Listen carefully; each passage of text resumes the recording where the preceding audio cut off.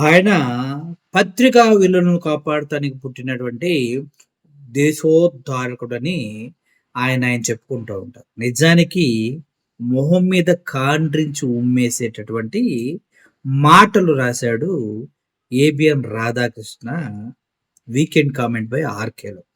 పోనీ ఆయన రాసిన చదివేవాడికి ఎంత సిగ్గు లేదో నాకైతే అర్థం కాలేదు కానీ, ఇన్ని సంవత్సరాల సీనియర్ జర్నలిస్ట్ అని పేరు పెట్టుకొని కనీసం ఇంగిత జ్ఞానం, ఏం చదువుతున్నాము అనే స్పృహ కూడా లేకుండా మరి సిగ్గు విడిచి ఇట్టంటి రాతలు చదవటానిక దేవుడు అంత మంచి గాత్రం ఇచ్చిందని నాకు అనిపించింది.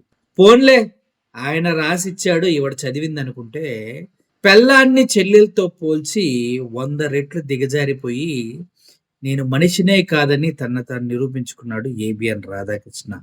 కావాలంటే ఒక్కసారి ఆ మాటలు వినండి. అంటే ఆనందంతో ఆర్తనాదాలు చేస్తున్నారు.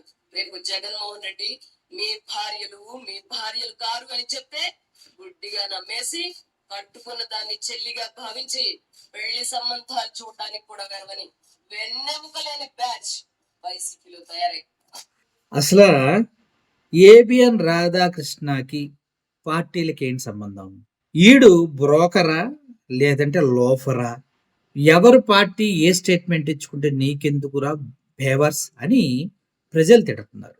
సో నువ్వు మీడియా ప్రతినిధివి అయితే నీ పర్సనల్ ఒపీనియన్ని ఫ్యామిలీలో భార్యల దగ్గరికి తీసుకెళ్ళావంటే, ఇప్పుడు ఎవడో చెప్పిన న్యూస్ని కూడా నువ్వు చాలా వేస్తూ ఉన్నావు.